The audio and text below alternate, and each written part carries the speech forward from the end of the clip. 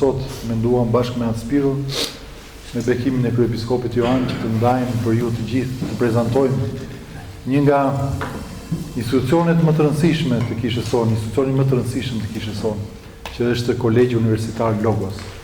Dhe kam dëgjuar për të parë të artikuloj nga kryepiskopi Anastas ideja e të pasurit një universitet, edhe ishte viti 1999, kur unë isha student në vit të parë në Akademinë Teologjike në atë kohë, sapo akademia kishte marrë statusi, pra kishte ndryshuar status nga seminari, ishte shndërruar në akademi, dhe kryepiskopi fliste për një universitet.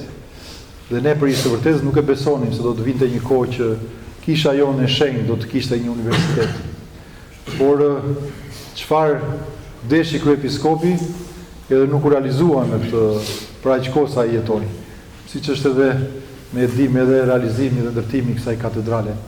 Ishte dëshira e tij që për ne dhe për shumë ata bashkëpunëtorë të tij që ishin afër tij dukej si diçka e pamundur, por ja që sot janë realitete. Dhe sot do të prezantojmë për këtë, do të flasim për këtë universitet. Dhe mes nesh kemi dy pedagogët e mrekullueshëm të këtij universitetit, Kolegjit Universitar Logos. Menduam me Atspirun që të jemi dhe me prindrit edhe me të rinjt. Sepse kam dëgjuar nga të rinjt të paktën duke qenë gjatë gjithë këtij viti që disa prej tyre kanë shprehur dëshirën që të ndjekin studimet e tyre në degën e teologjisë. Por gjithashtu ishte shumë e rëndësishme të ndahet edhe me prindrit, sepse janë ata që ndikojnë edhe në shkollimin dhe edukimin apo në zgjedhjen e studimeve që do të ndjekin fëmijët e tyre. Ne shikojmë që për gjatë gjithë këtyre viteve, shikojmë që ne si prindër investuam shumë për fëmijët tanë. Madje shpeshherë marrin kredi, marrin borxhe, si që të japin fëmijës tonë një shkollim sa më të mirë. Në fakt, edhe kryepiskopi e ka përmendur disa herë që ne mendojmë vetëm për anën, pra mendojmë se duke pasur një edukim të mirë dhe një kolegja, një universitet me emër, duke shpenzuar dhe shumë para, ne mendojmë se do të kemi fëmijë të suksesshëm. Por kryepiskopi Joan na ka thënë se ne do të përpiqemi që fëmijët tanë t'i drejtojmë edhe drejt shërbimit në kishë. E përmendi profesor Natani, tha që kisha jonë ka ende nevojë, kisha jonë ka shumë hapësira që të predikohet, të vazhdoj të predikohet ungjilli i Zotit tonë Jezu Krisht. Kemi nevojë për mësues, kemi nevojë për teolog, kemi nevojë për klerik, për priftërinë që të shërbejnë kishës sonë të shenjtë. Ne mund të planifikojmë shumë gjëra për të folur, por realisht sot duke pasur dhe atë teologun që ka qenë një ndër bashkëpunëtorët më të rëndësishëm, mund të themi, për sa i përket periudhës të vazhdimësisë së kishës ortodokse edhe të fillimit të saj apo të ringritjes, skenari që ne mund planifikojmë për të folur mund ndryshoj komplet, dhe ajo që nga gjithë ato gjëra që ai foli më ngelin në mendje edhe që të bënte lidhjen me për atë çfarë ne jemi mbledhur sot, është fokusi dhe vizioni i kryepiskopit Anastas për shkollën teologjike që në fillimet e tij, dhe nga ajo që ne dim të gjithë dhe që e kemi jetuar dhe gjithë e kemi dëgjuar është që në momentin e parë që ai erdhi në Shqipëri, si qëllim kryesor është që të përgatiste kuadrët vendas. Pra, të jepte këtij vendi personat përkatës, karakteret të ndryshme, të formonte nga dimensionet të ndryshme, jo vetëm shpirtërore, por dhe më gjerë, gjë të cilën e arriti me krijimin e shkollës teologjike, e cila nuk është ajo që ne vetëm kjo që ne shohim sot, por është një histori prej vitesh, duke filluar nga 91-shi në vende të ndryshme me ndryshime të përkatëse sipas kohërave dhe sipas nevojave, mund të themi, dhe arrim tek fjala që tha dhe Adi Grigori, që një ndër dëshirat, mund të themi, që kryepiskopi ishte që ta ngrente këtë akademi teologjike të quajtur atëherë në një rang universitar, ashtu siç janë dhe universitetet teologjike në mbar botën. Edhe kjo ëndër ose kjo dëshirë, mund të themi, që ai kishte u bë e mundur dhe u realizua në vitin 2018, ku këtu unë kam dhe atë nderin, mund të themi, që të flas sepse kam qenë brezi i parë i asaj shkolle dhe i atij viti që u bë ky ndryshim i sistemeve. Dhe në 2018 kemi dhe formimin e bachelorit, mund të themi, brenda departamentit me 3 degë që ne kemi sot, formimin e shkollës së parë, e cila ishte bachelor në teologji. aty për vite të tëra, siç jemi ku kanë kaluar plot vite, diku 8 deri më sot, ka vazhduar aktiviteti i saj ku ka përgatitur karaktere dhe persona të ndryshëm të cilat i vinë në ndihmë të kishës, dhe kjo është ajo që është më e rëndësishme dhe që ne duhet ta kemi parasysh, që ajo shkollë, ajo akademi apo çfarëdo gjë që ne ta quajmë atë çfarë ne do t'i japim asaj, ajo do të na kthej pas për të mbajtur gjithë këtë harmoni ashtu siç ne jemi mbledhur sot, dhe ku një pjesë e personave që ndodhen këtu i njihemi sepse kanë kaluar dhe nga ajo shkollë me sistemin e vjetër, edhe akoma pse jo të vazhdojmë, po prap me atë me frymën e unitetit që gjithmonë kisha të ketë atë vazhdimsinë dhe të plotësoj ato nevojat që të vazhdoj akoma dhe më tej. Me kalimin e kohës, departamenti u shtua dhe u krijua dhe një master shkencor në turizmin religjioz që vazhdon akoma dhe sot, dhe akoma më tej ne shikojmë vizionin e kryepiskopit Anastas në 2021 ku shikojmë që në ditët e sotme turizmi ka marrë një hovë zhvillimi shumë të madh në Shqipëri. Vizioni i ishte që të krijonte diçka të tillë që të ndihmojë edhe të kishte një lloj plurje e cila do t'i shërbente jo vetëm kishës, po gjithë vendit tonë. Dhe më tej u krijua dhe ky master i cili i shërben jo vetëm kishës, por gjithë promovimit të atyre pasurive të mrekullueshme që ofron vendi jon për sa i përket traditave shekullore dhe të hershme të besimit të krishterë dhe sidomos besimit krishterë ortodoks. Më vonë në 2023 u krijua dhe një master tjetër, master profesional, ku ndërta kemi dhe Atspiron që është diplomuar para disa viteve dhe që e ndoqi atë master, një master profesional në teologji praktike dhe sociale, dhe që nga emri ishte një master që të ishte sa më pranë njerëzve. Sa për pranë njerëzve në nevojë, që është njëri dimension, dhe dimensioni tjetër që e përfshin fare mirë dhe brenda kurrikula muslimore që trajtohet, ka të bëjë dhe me dialogu ndërfetar, i cili është dhe një diçka e prekshme këtu në vendin tonë. Duke e përmbyllur dhe duke kaluar fjalën profesor Tomajt, unë doja që një thirrje mund themi është që promovimi i shkollës nuk mund bëhet vetëm nga ne. Pra ne mund të shkojmë në çdo cep të Shqipërisë dhe mund bëjmë, por ashtu si kudo kisha është bashkë dhe është në një unitet, ashtu dhe ne do të jemi jo vetëm për këtë gjë, por do të jemi në përgjithësi për gjitha çështjet që kisha ka. Kështu që unë do t'ju ftoja që të gjithë të bëjmë një zë edhe të ftojmë dhe njerëz të tjerë që këtë shkollë ta kemi në vëmendje, sepse këtë gjë ne nuk e bëjmë për veten tonë, por e bëjmë për të mirë dhe për vazhdimsinë të kishës. Ashtu pra siç kryepiskopi në Anastas erdhi me një grup, lanë dhe bën diçka, me përgatitje dhe me punën e tyre u krijua një grup. Me punën e këtij grupi u krijua një grup tjetër dhe kështu me radhë. Kjo është vazhdimësia e kishës. Atëre faleminderit atë Spiro dhe atë Grigori për mundësinë që na dhat për të prezantuar departamentin e teologjisë dhe kulturës. Në fakt, unë vi si student i seminarit, pedagog i akademisë dhe tani edhe pedagog i departamentit të teologjisë. Ka dy gjëra të cilët duhet i sqarojmë dhe duhet i themi.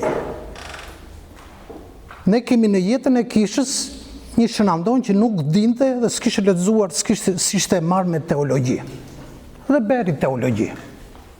Por ne kemi edhe Joan Gojart, kemi dhe Shën Vasil, kemi dhe Grigor Pallamaj, të cilët kishin studiuar teologji, filozofi dhe shkencët e tjera që lidhen me këtë dhe bën teologji.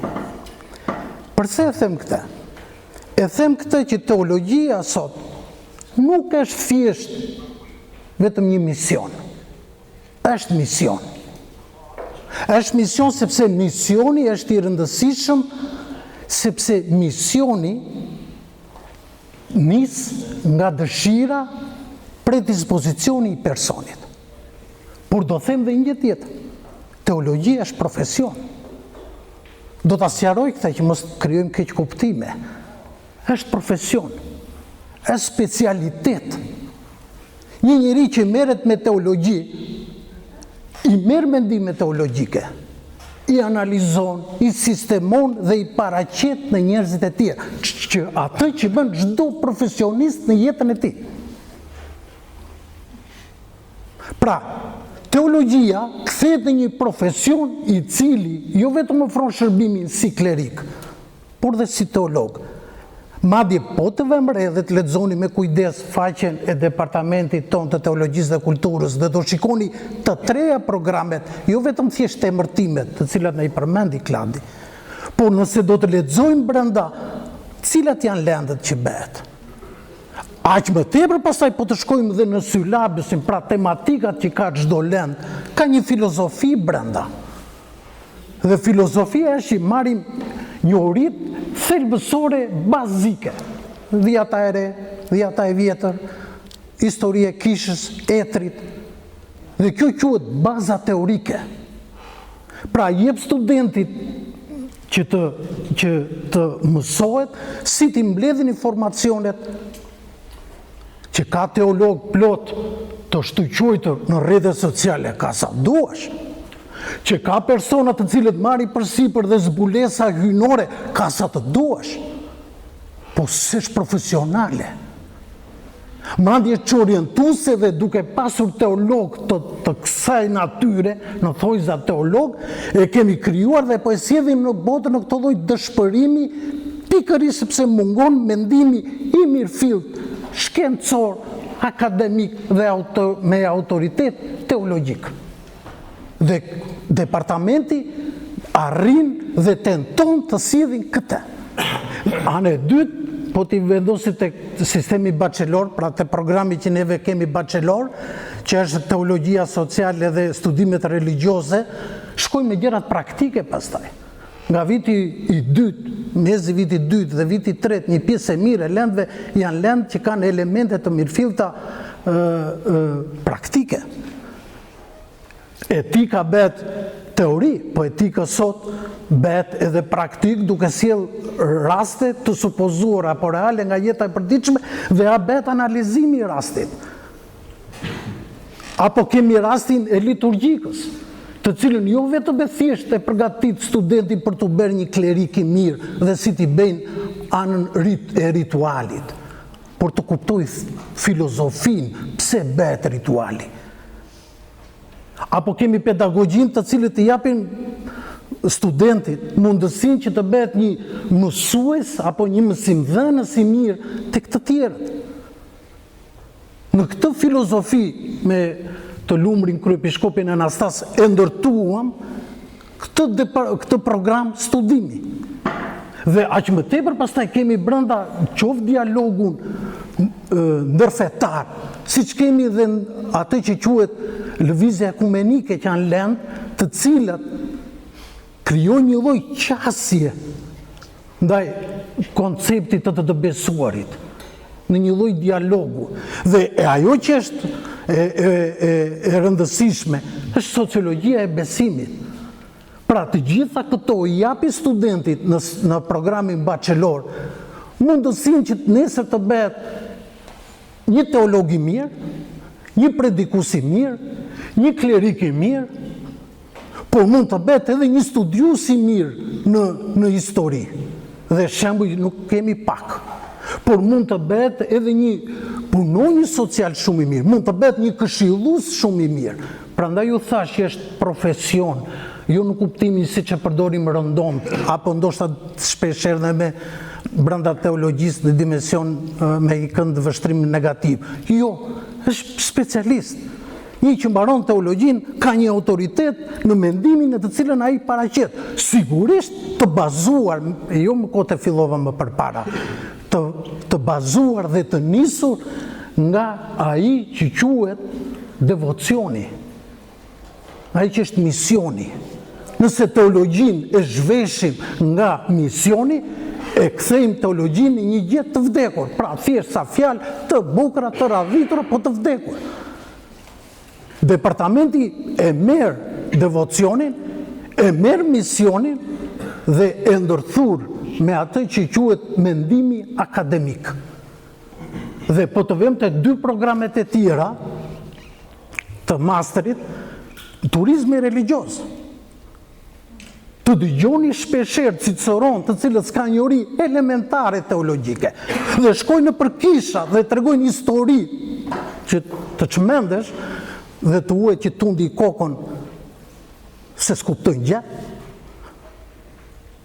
kundrejt një pagese, kryepiskopi e kishte në vizionin e vetë, kryepiskopi Anastas e kishte në vizionin e vetë, që do themi të ispërcidhin njerëzit, të përgatisin njerëzit që të paraqisin atë që ka vendi këtu, vendi jonë, të paraqisin të tjerve ashtu si qeshtë. Dhe kam një histori, do t'ja u them, kjo që është, kisha vajtër në muzeun e Beratit, kisha dëgjuar një 5 Ciceron. S'kisha kuptuar filozofin e muzeut. Sepse të qoj në 2-3 ikona atijen, që mendojnë se janë të rëndësishme, nuk shpegon. Rastisi vjetë me profesor Jakumisin, dhe luajti rolit Ciceronit se ishte një program. Aty kuptova filozofin. Një njohësi mirë i mendimit teologjik të bën të paraqetësh një kish, një muze ikonografik, apo një muze që ka lidhje me reliket kishtare apo fetare, të paraqetë dhe thotë kjo është realiteti. Kemi në një pjesë të mirë të Shqipërisë, kemi objektet, monumentet e kulturës të natyrës fetare, të cilët janë lënë në dorë të jo profesionistëve ose të profesionistëve që s'ka njeriu teologjik, që s'ka njohuri teologjike, dhe shpeshherë bëjnë o një paraqitje për inerci, por pa dije dhe me keq ndonjëherë është forma me deformuar. Dhe doni ta kuptoni, shkoni në muzeun e Onufrit në Berat, Ciceroni hyn tek tryeza e shenjtë pa një lloj respekti për vendin e shenjtë, sepse një mungesa e njeriu teologjike nuk e bën të ndërgjegjshëm që ai vend respektohet. Dhe ka shumë raste të tilla në të cilët është mungesa e profesionalizmit, të cilën ai që studion turizëm religioz, pra si master shkencor, midis formës të turizmit, politikave, anës ekonomike, merret dhe me elemente të mirëfillta fetare, qoftë në teologjinë, që lidhet me natyrën religioze, qoftë me psikologjinë që lidhet me natyrën religioze, dhe në këtë mënyrë jepen kompetencat të plota për të menaxhuar fenomenin apo këtë iniciativë që është turizmi. Dhe treta që është masteri profesional që kemi për teologji sociale dhe praktike, brenda ka teologji. Por, njëkohësisht programi, kurrikula kur është, ka dhe psikologjinë. S'mund t'i qasesh do tjetrit t'i flasësh për Zotin, nëse nuk ke ca njohuri bazë psikologjike, apo ca njohuri bazë sociologjike. Dhe kurrikula brenda, kemi përvojën nga Hatspiro, i ka këto, i përfshin. Dhe janë profesionist, ata që e japin lëndën, janë profesionist në atë fushë, në fushën e tyre, dhe në këtë mënyrë bëhet një përmbledhje për të paraqitur sa më mirë, ose qoftë problematikën, por qoftë dhe ajo që është e rëndësishme analiza. Gjithmonë më tepër sot në ambientet kishtare, po hyn ajo që quhet këshillimi shpirtëror. Kemi misterin e rrëfim pendimit, që është baza dhe nuk ndryshon në jetën e kishës, por shpeshherë sot kemi ai që quhet këshillim shpirtëror, të cilën në dorë kanë marrë po pra rrjetet sociale. Dhe në rrjetet sociale është një katraur me orientime shpirtërore të cilat nuk po bëjnë asgjë tjetër, po kushtojnë qofshi problemet psikologjike, por mbi të gjitha problemet shpirtërore. Dhe urrëtia që kemi në rrjetet sociale është kjo gjë, keq këshillimi. Ose persona me një autoritet të ashtu quajtur fetar, të cilën po përcjelljin për çarrje, urrëtie. Ky është forma e keqe e këshillimit shpirtëror. Departamenti, kur e ka menduar si program, e kishte pikërisht të sillim këshillues të mirë shpirtëror, që të njohin teologjinë, por njëkohësisht të bëhen profesionist në këshillimin shpirtëror, qoftë duke qenë klerik, por qoftë duke qenë teolog, apo qoftë duke qenë edhe njohës apo specialist të kësaj fushë.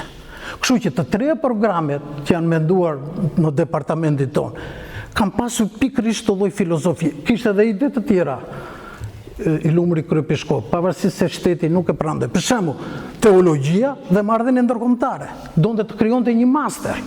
Nuk e pranoi shteti jonë dhe sot e shikon universitetet e botës funksionon dhe po merr një hapësirë shumë të madhe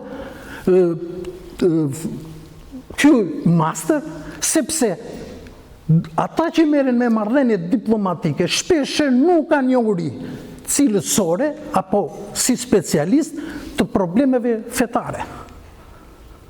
Ose gazetaria dhe problemet fetare, dimensioni fetar.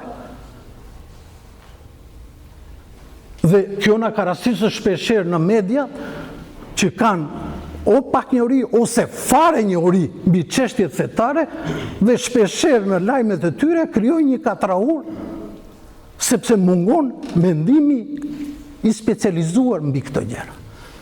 Pra departamenti ka marrë përsipër të ndërtojë një mision që ta çojnë, ta marrin kishën, ta përpunojnë mendimin kishtar, vazhdon teologjia, përpunohet, thellohet, duke ju përshtatur realitetit të sotëm, ose duke analizuar brenda realitetit të sotëm, dhe njëkohësisht të japim alternativa më të drejta. Prandaj dhe bëhet një specialist. Dhe këtë flas nga ana profesionale. Dhe dyta, dhe përfundojmë, ka dhe një gjë shumë të rëndësishme. Vendi ynë ka një trashëgimi fetare, por trashëgimi ortodokse që brenda përmban mendimin teologjik ortodoks. Një specialist i mirë mund të bëhet një historian i mirë. Pra një specialist i mirë teologjie mund të bëhet një historian i mirë. Mund të bëhet një sociolog i mirë. Mund të bëhet një arkeolog, ose me mendimin e tij mund të ndihmojë mendimin e arkeologjik. Apo qoftë pastaj projektet që lidhen me infrastrukturë dhe urbanizmi, dhe më rastisë si njerë nga këto projekte që ndërtohet një kompani kërkonte një teolog që t'i jepte ca mendime thelbësore të cilët lidheshin me natyrën fetare. Dhe kjo tregon që është një formë, një alternativë, shtesë për atë që mbaron teologji për të marrë ose për të vazhduar atë që quhet qoftë karriera e vet, por njëkohësisht dhe për t'i ofruar shoqërisë tonë, sepse ne jemi thirrur dhe t'i ofrojmë shoqërisë tonë. Dhe kjo shoqëria jonë shqiptare, ky vendi ynë këtu, ka nevojë që këto dëshmi teologjike. Vërtet ne flasim për ikonat shekullit 16, 17, 18, apo shumë më shpejt, apo objekte shumë më shpejt, që i kemi monumente kulture. Por një mendim teologjik i specializuar do na ndihmojë ta nxjerrim në sipërfaqe këtë dëshmi e cila shpeshherë gjendet në nije, dhe ky është një ofrim që i bën njëkohësisht shoqërisë dhe vendit tonë. Dhe departamenti e ka dhe këtë rol përsipër. Dhe shkrimet atyre që i kanë mbaruar histori dhe janë fokusuar te historia, kanë ndikuar dhe kanë ndihmuar pikërisht që të dalin në sipërfaqe këto mendime ose ky realitet, ose kjo trashëgimi e krijuar brenda shoqërisë tonë. Prandaj departamenti në të treja programet tenton të sjellin në shoqërinë shqiptare. Të sjellin mendimin e specializuar për zhvillimin sa më të mirë, më të drejtë të shoqërisë tonë, duke qenë, dhe theksoj këtë, specialist të mirë të teologjisë. Departamenti i teologjisë, sistemi bachelor funksionon me bursë.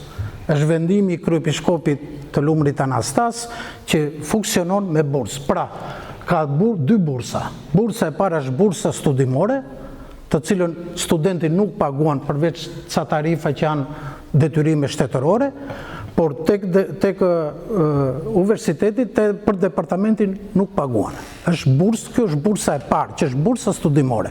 E dyta është bursa e qëndrimit, e fjetjes, e akomodimit më saktë, që t'jemi më korrekt.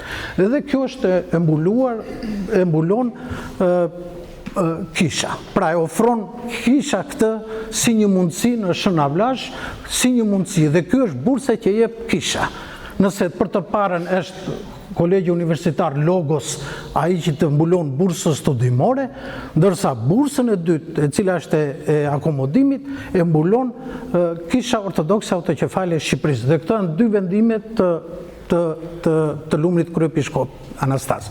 Kemi pastaja bursa kur vem në programet master, qoftë në turizëm religios, apo qoftë dhe atë teologjia sociale dhe praktike, ne kemi bursat e ekselencës, bursat të personave që janë në shtresat në nevoj, në çfarë do lloj problematike të nevojës. Kolegji Universitar Logos është dhe në filozofinë e kolegjit, është që të vinë në ndihmë personave të cilët kanë nevojë, e kanë vështirësi për të bërë studime dhe shpeshherë shoqëria ja u ka vështirësuar. Kolegji Universitar Logos e ka dhënë këtë mundësi, e jep dhe besoj se do ta japin këtë. Kështu që kemi edhe bursa për rastet e studimeve master, qofshet ato ekselencës, por ne kemi akademia vazhdon të funksionojë. Historia e akademisë është akademia, nuk ndërpritet, sepse akademin e kemi edhe për t'jarë nevojë atyre që janë nën mesatare në 6.5, si që kërkon ligji i shtetit, dhe t'jemi korrekt me shtetin. Për këtë është krijuar akademia, ose ka raste që janë në moshë madhore dhe ndoshta s'mund të ndjekin studimet 3 vjeçare të departamentit dhe ndjekin programin e akademisë, në të cilën, duhet thënë dhe kjo, pjesa e mirë e leksioneve, e mësimeve, e lendve, bën me të njëjtët pedagog, duke i bashkuar bashkë, por kanë ca lehtësira për shkak të një forme tjetër të arsimimit dhe kështu funksionojnë deri më sot. Pra ne kemi të treja vitet dhe të bachelorit dhe të akademisë, i bashkojmë bashkë në një pjesë të mirë të lendve, jo në të gjitha, por në një pjesë të mirë të lendve i bashkojmë bashkë, pikërisht për t'i dhënë këto lloj mundësie, dhe kisha gjithmonë është e hapur për t'i dhënë mundësi njerëzve të cilët duan të përkushtohen, duan të ofrojnë në teologji, pavarësisht edhe moshës në të cilët gjenden, moshë e re apo në pak më avancuar në moshë. Faleminderit.